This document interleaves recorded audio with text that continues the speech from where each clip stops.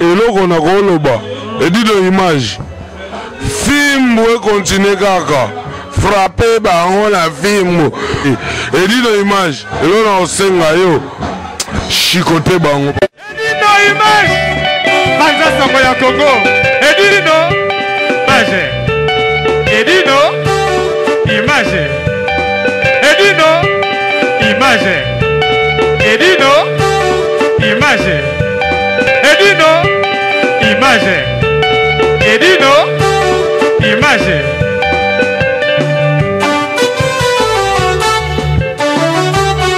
ouais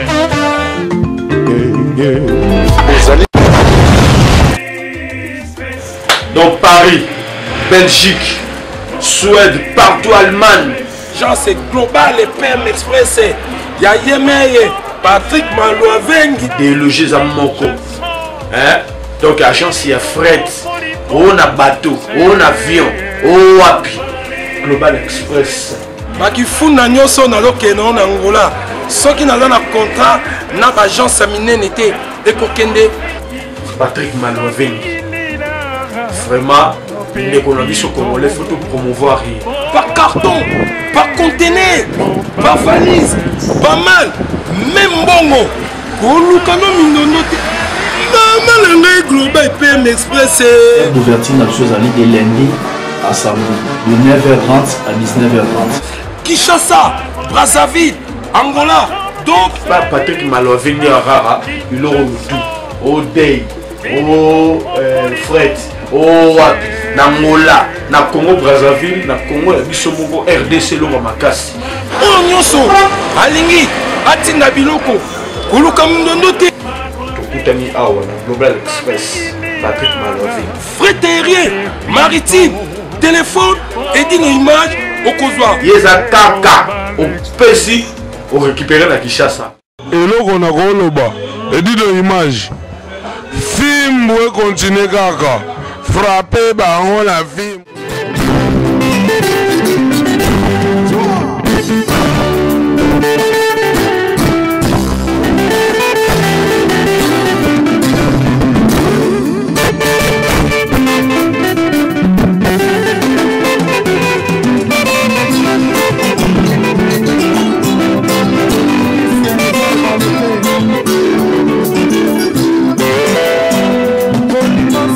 Somida,